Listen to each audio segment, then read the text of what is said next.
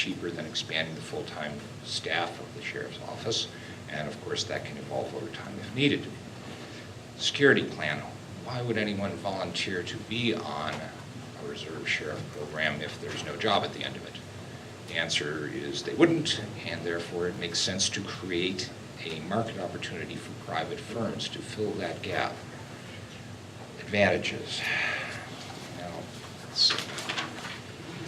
Law enforcement would get the funding it would need to increase its on-call staff capacity. This will help the sheriff meet the challenge of protecting the county and the industry without great expense. It gives law enforcement a reason to have confidence in the security that's being provided, and it creates the availability of reserve officers to be on call for raids on illegal grows in the national forest and other areas. These are the operations that are so pernicious to the environment and helpful to organized crime. Producers would expect strong challenges in the early years of this ordinance. Petty criminals, adventurous teenagers, and cartel disruption are all likely. Reaching for high standards of security is worth doing. The public would receive the reassurance that the distance between cannabis producers and law enforcement would be resolved in favor of law-abiding business. By offering private market-based solutions for security, the county would then be securing for itself and the community an additional share of the economic value generated by this market. Most importantly, we would rationalize drug policy a little bit more than it is right now in this country.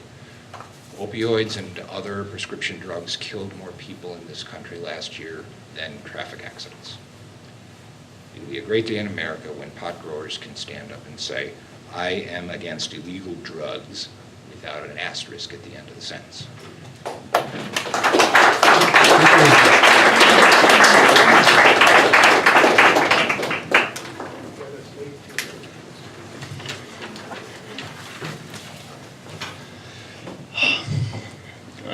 My name is Ryan Kelly. I'm one of the vice presidents of the Plumas County Growers Coalition. I wanted to touch on the departments and bureaus that regulate this industry. There's the Department of Food and Agriculture, the Department of Pesticide Regulation, the Department of Fish and Wildlife, as well as the State Water Resource Control Board. They all set forth the regulations and standards related to every facet of the cannabis and its cultivation. Adopting a commercial cannabis ordinance brings forth the regulations that everybody keeps asking for. The medical cannabis cultivation project regulations will increase cannabis product safety as well as general safety, will improve through better regulations, enforcement, and compliance/licensing. This includes a cultivation plan, surety bond, Board of Equalization, licensing application fee, weights and measures fees, printers for labels, track and trace training, local permits, and record keeping, all adding up to a minimum of $125,000. And that's if you have the property with the right acreage, zoning, and water to even be in compliance on a local level to apply for a state license, making it extremely hard for the small farmer to even meet the criteria to even get a license at all. The medical cannabis cultivation project regulations do not require any expenditures from local governments. Our local governments can set their own fees, taxes, independent of state regulations. Local cultivators embrace a local tax because we want to see our county benefit. We, the small farmer, ask that the county takes the 47% tax that's already being taxed by the state into account when setting those fees and taxes. It's hard enough meeting the criteria, standards, and regulations in addition to the state tax.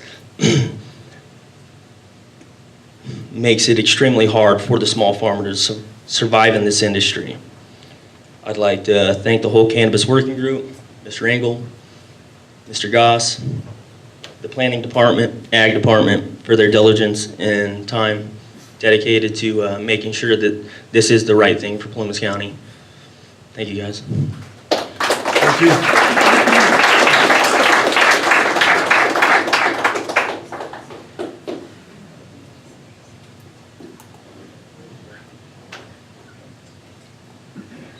I was taking notes while I was listening, so I wasn't writing it because I could type faster than I can write. My name is Tracy DuBoard, and I'm from Chester. I'm in Sherry Thrall's district, and I went to the Chester meeting a couple of weeks ago.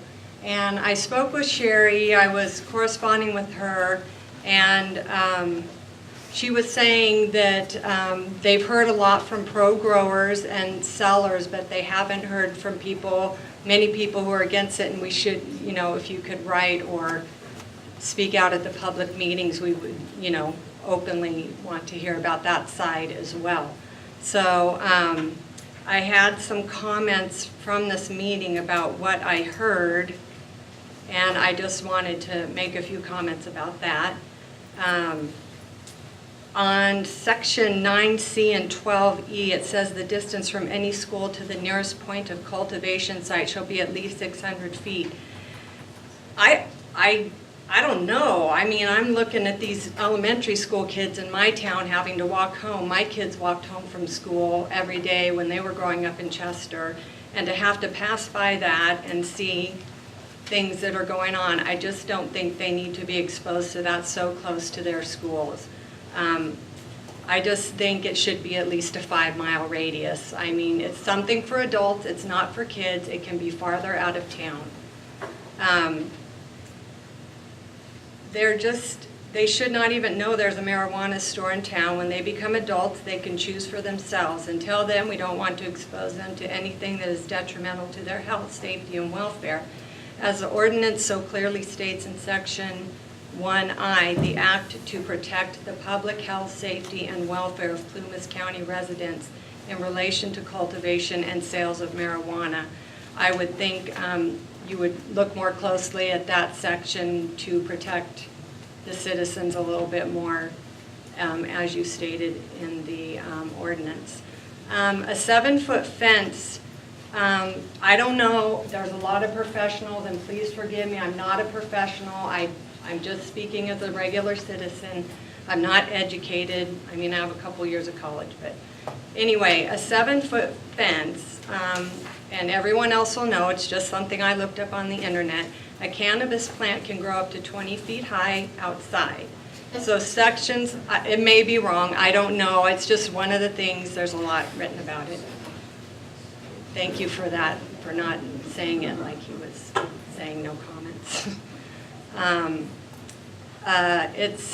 Section 7E says a 7-foot fence with adequate screening to prevent the cannabis plants from being viewed. And the commercial says only 7-foot fence with no adequate screening. I would just say the fences just need to be higher, and the adequate screening needs to ensure that it is covered so people aren't having to view that, and it's just easier for a lot of people in the community who are against it to have more to complain about. Anyways, the ordinance I was reading, and I'm still studying it, it allows for a certain amount of timber clear cut for properties to grow cannabis. I'm not sure what section, this is general, but there was only a certain amount, but I just do not feel that clear cutting timber should just be allowed at all. That's my opinion. Thank you, your time's up. Can someone give me some time? I'm almost finished. Anybody? Thank you. So anyway, the employees, the smoking on site in the dispensaries, my personal view is employees will get stoned every day from secondhand smoke, won't be able to perform their jobs. People will get high on site, then go into their cars and drive intoxicated and illegally. It will endanger public safety. Section 20, public nuisance, no definition of what public nuisance is. I just feel like you need to include a definition so we're all clear about that and can be on the same page. With that being said, I just have one more thing to say. And I know everybody in here is pro-grow, so please and you're not going to like what I have to say, so please. No, we're not. Well, not everybody, but just please, I know everyone's going to hate what they hear.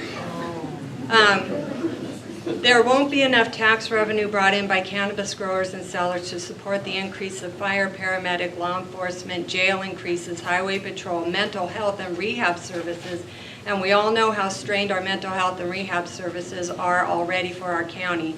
We can't even care for all the people who need these services now. That will be necessary to deal with the added burdens that will be caused by marijuana use. Not to mention the need for new agents to monitor the cannabis growers and sellers in our county for compliance, and to monitor the private growers, sectors, and family neighborhoods. Who is going to do that? Where is the county going to get the money for that?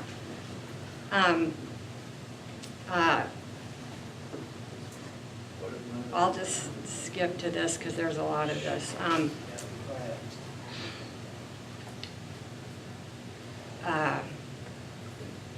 Sorry, I'm just getting really nervous. Where's Plumas County School District going to get the money to deal with the increased underage teenagers who will show up to classes totally stoned from smoking marijuana? Having to deal with underage alcohol intoxication and other drugs is bad enough. Last but certainly not least, more people are going to die in vehicle-related accidents due to marijuana intoxication. They're going to die. Doesn't anybody care about that? Someone you may know who lives in Plumas County may be killed in a marijuana-related accident. Have you thought about that? How does that make you feel?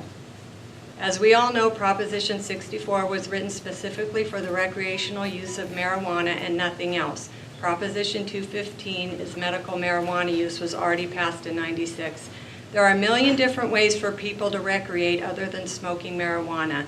And please, let's call it what it really is: marijuana, weed, Mary Jane, among hundreds of other names. The pro-growers and users use the scientific name cannabis to try and disassociate it from the known stereotypical way everybody knows it to be: a common street drug people use to get what they call stoned, high, wasted, baked, blazed, blitzed, bouldered, cooked, or fried. They think using the word cannabis is more palatable and easy to swallow than marijuana. Do they think people are stupid? I'm sure by now you've ascertained that I am totally against the cannabis ordinance. It would be to the detriment of our county and especially our district if it passes. For all the reasons stated above, my vote is an overwhelming no. Thank you.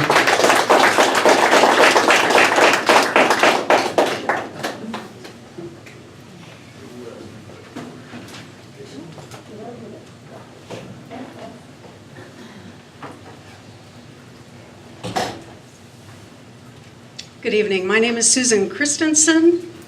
This is a very difficult issue, and I have really appreciated hearing the various points of view tonight regarding the issue. I live in a residential area of East Quincy, and my husband and I have 3 small lots for sale adjacent to our home. As soon as Proposition 64 passed, we added CC&Rs to those lots, prohibiting the cultivation or dispensing of marijuana on those properties. At that time, we did not know what the county ordinance might turn out to look like. So we did that preemptively. We are not in favor of commercial growing generally, but we are certainly not in favor of commercial growing on plots of any size in a residential area. I understand that this is not a question and answer session, and I don't know that this has been addressed, but a question that we would have of the committee and of the supervisors is, would CC&Rs prohibiting the cultivation or dispensing of marijuana on properties that are for sale, would they prevail legally regardless of the county ordinance that is eventually passed? Thank you. Thank you.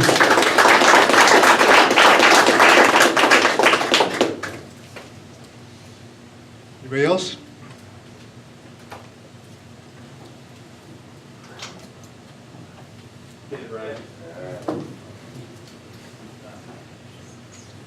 Hi, I'm Brian.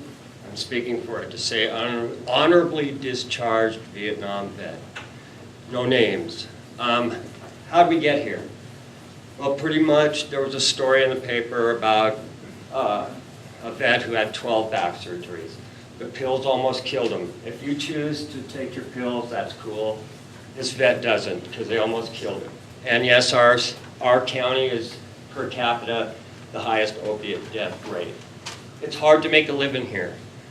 The people who who say no commercial grow here, they're from my generation, and they're wrong. See, they're successful. This disabled vet, he was successful till he got hurt. He lost everything. He worked in a state, workers don't have any rights. He moved to Plumas County. The rest is history of what's become of him. But what's been happening in the past year and a half that we've been here to this vet? Well, something that he believed in. And to the growers, you know, are you listening to the people against it? They have real concerns, and I don't blame them. You know, I'm part of the pot world, and I have fears. If we don't get it right, there's some bad people coming into this county, okay? And we don't, believe me, we don't want that. So what this disabled vet has noticed is all right, some successful people wanted a helipad. Planning department signed off on that.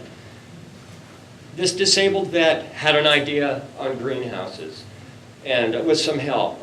He's incorporated, it's Forefront Wellness, and there's only one of him now. The other partners, you know, going gets tough, and they've left.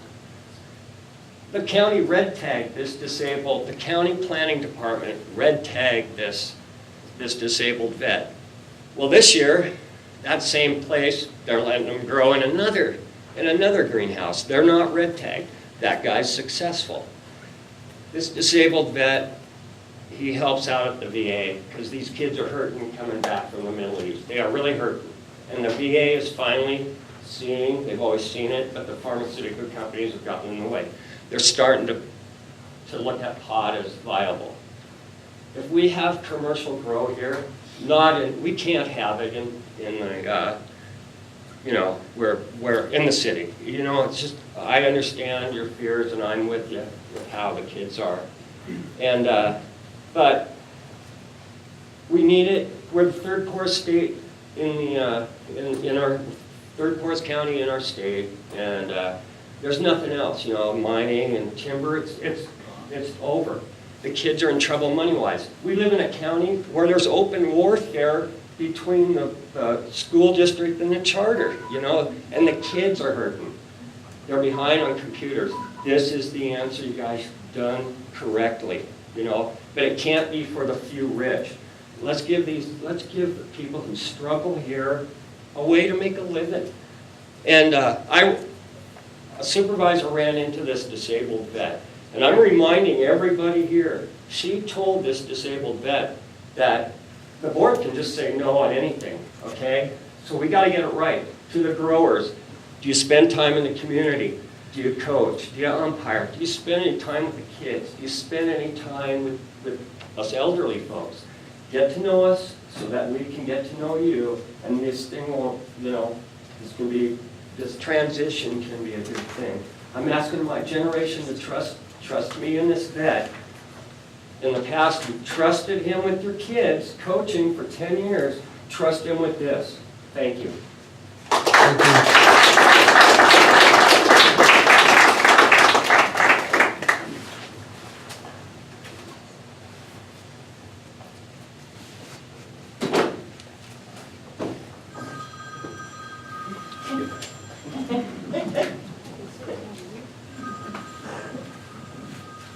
My name is James Ship, and my concern is the Quincy culture. This is an article written May 17th, 2017. It was, somebody let me know that came in from High Sierra, something that was going on in his hometown of Durango, and just some of the things that they're dealing with live right now with some of these issues. And you can Google this and take a look for yourself, but I'm just going to read it. This picturesque town near the border of New Mexico, vibrant upscale community dotted with hotels, is being overrun by panhandlers, thanks in part by the legalization of marijuana. The town suddenly became a haven for recreational pot users, drawing in transients, panhandlers, and a large number of homeless drug addicts, according to the officials and business owners. Many are coming from New Mexico, Arizona, and even as far as New York. Legalized marijuana has drawn a lot of kids here from other states, and the impact has not all been entirely good, says this gentleman, holding cardboard signs asking for help. Several people holding cardboard signs could be seen along the streets of Durango now, some just asking for marijuana, or imply that that's what they want with a photo of a green pot leaf. But it's not just pot users that are being drawn to Durango. The city really started freaking out when they started seeing needles in the street. Caleb Preston, a store manager in a grist shop, a former street entertainer, and said that the homeless panhandling issue in Durango has gotten out of hand since the state legalized marijuana. Just this year, there's been a major influx of people between 20 and 30 who are just hanging out on the streets, Preston said. The problem is, while many are pretty mellow, there are many more who are violent. Preston said that he's become accustomed to kicking out vagrants who perch themselves in front of the store. Most of the kids here are from out of the state, and I would say a lot of them have to do with legalized pot. He said he also noticed an uptick in the crime in the area. Shoplifting, he said, has become a major problem in Durango, and the business owners are becoming fed up. The city's Business Improvement District held a meeting May 12th to review the results of the survey, blah, blah, blah, about tourism. They're asking for stricter laws, lying on the sidewalks, panhandlers in the street, and dealing with this homeless issue. We're hoping to discourage them. They're dealing with the problem. It's obviously quite a long article. It goes on.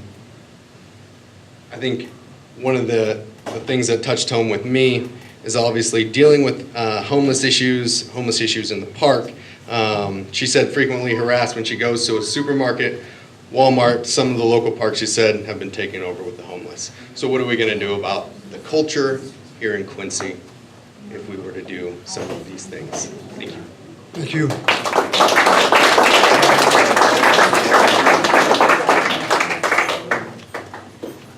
Anybody else? Go ahead.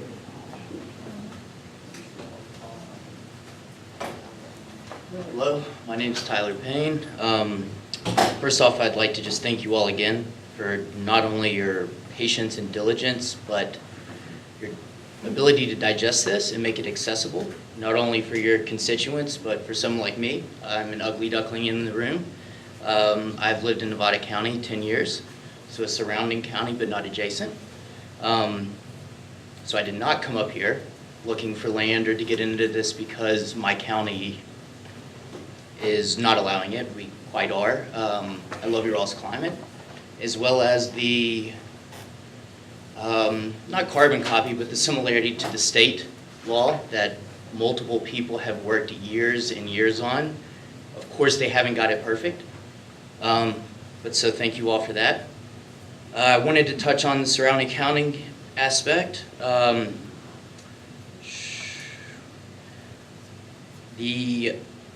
I would like to highlight again I think we've heard from both sides tonight, the residential problem. It does seem to be pretty big issue.